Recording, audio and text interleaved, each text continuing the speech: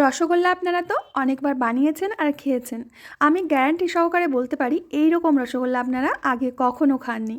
এতটা পরিমাণে টেস্টি হয় আপনাদের আমি বলে বোঝাতে পারবো না। শীত চলে যাওয়ার আগে একবার হলেও আপনারা এই রেসিপিটি অবশ্যই ট্রাই করবেন। তো আজকের এই রসগোল্লা বানানোর জন্য আমাদের লাগবে গাজর। আমি এখানে বড় সাইজের দুটো গাজর নিয়েছি। গাজরের প্রথমে খোসা ছাড়িয়ে নিতে হবে, তারপরে মুখের দিকটা এইভাবে কেটে বাদ দিয়ে দিতে হবে। এবার এই গাজরটাকে আমি ভালো করে ধুয়ে নিয়ে এইভাবে পাতলা পাতলা করে কেটে নেব। আজকে আমি গাজরের রসগোল্লা বানানোর একটি নতুন পদ্ধতি তোমাদের সাথে শেয়ার করব। আশা করছি পদ্ধতিটি আপনাদের কাছে অনেক সহজ লাগবে ও ভালোও লাগবে। তো গাজরটাকে কেটে নিয়ে এখন একটা মিক্সিং জারের মধ্যে নিয়ে নেব। এখন এর মধ্যে দিয়ে দেব 1 বাটি মতো দুধ। দুধটা কিন্তু আগে থেকে জাল করে নিতে হবে। দিয়ে দেব এখানে 2 চামচ মতো চিনি। এবার এর একটা মিহি পেস্ট করে নিয়েছি। আপনারা দেখতে পাচ্ছেন পেস্টটা একেবারে মিহি করে কিন্তু করতে হবে। তবুও এর মধ্যে যদি বড় কোনো দানা থেকে যায় এর জন্য আমি পেস্টটাকে একটু ছেঁকে নিচ্ছি।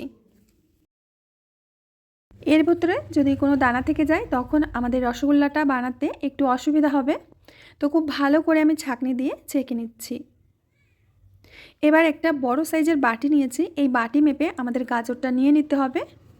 তাহলেই কিন্তু আমাদের রসগোল্লাটা একেবারে পারফেক্ট হবে আর একদম নরম তুলতুলে হবে।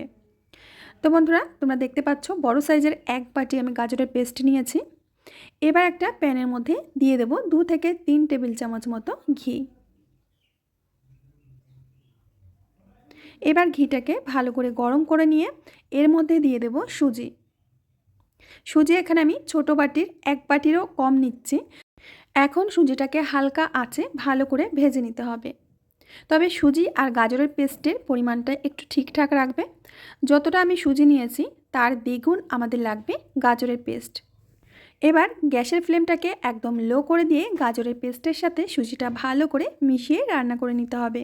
কিছুক্ষণ রান্না করে নেওয়ার পর এরকম একটা ডোয়ের মতো হয়ে যাবে আর একটু নরম অবস্থায় এটা নামিয়ে নিতে হবে। আমি একটা প্লেটের মধ্যে নামিয়ে নিচ্ছি। এবার এর মধ্যে দিয়ে দেব গুঁড়ো দুধ। এখানে 2 প্যাকেট মতো গুঁড়ো দুধ আমি দিয়ে দিচ্ছি। গরম গরম অবস্থায় সুজিটাকে মেখে নিতে হবে। পাউডার মিল্কটা দিলে আমাদের রসগোল্লার টেস্টটা কিন্তু দারুণ আসবে। এর জন্য গুঁড়ো দুধটা কিন্তু অবশ্যই দেওয়ার চেষ্টা করবে। খুব ভালো করে আমি সুজির ডোটাকে মেখে নিচ্ছি। আর একটু হাতে লেগে লেগে যাবে, কোনো সমস্যা নাই। এরকম নরম হলে তবেই কিন্তু রসগোল্লাগুলো একেবারে নরম তুলতুলে হবে। সুজির ডোটাকে আমি সফট করে মেখে নিয়েছি।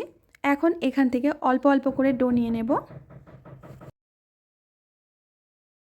এবার নিজের পছন্দ মতো আকারের মিষ্টিগুলো বানিয়ে নিতে হবে। আমি একটু লম্বা লম্বা করে মিষ্টিটা বানিয়ে নিচ্ছি যাতে দেখতে খুবই সুন্দর লাগে। তো বন্ধুরা, তোমরা দেখতেই পাচ্ছ একটা মিষ্টি আমাদের বানিয়ে নেওয়া হয়ে গেছে। একইভাবে প্রত্যেকটা মিষ্টি আমি বানিয়ে নিচ্ছি।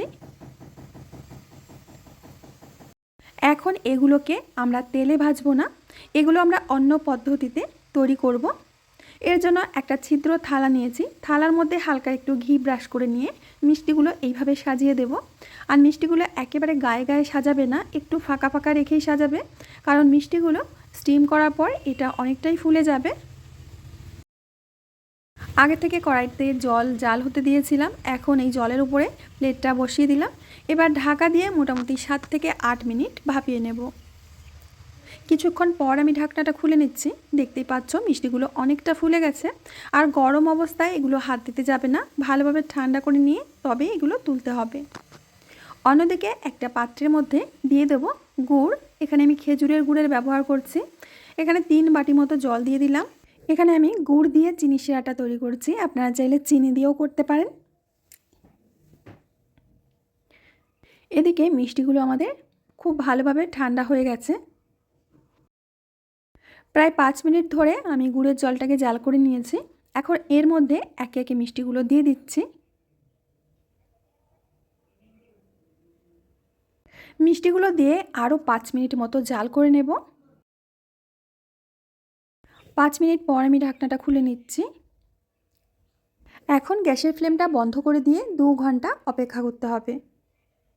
2 ঘন্টা পর আমি ঢাকনাটা খুলে নিচ্ছি আর এরই মধ্যে মিষ্টিগুলো কিন্তু একদম রসে ভরে গেছে। বন্ধুরা আমি খুবই দুঃখিত, এর পরের ক্লিপগুলো ভিডিও ক্লিপগুলো সবই ডিলিট হয়ে গেছে। এর পরের আমি তোমাদের কিছুই দেখাতে পারিনি, শুধু একটা ভিডিও ক্লিপ বেঁচে ছিল, সেটা আমি তোমাদের শেষে দেখিয়ে দিলাম।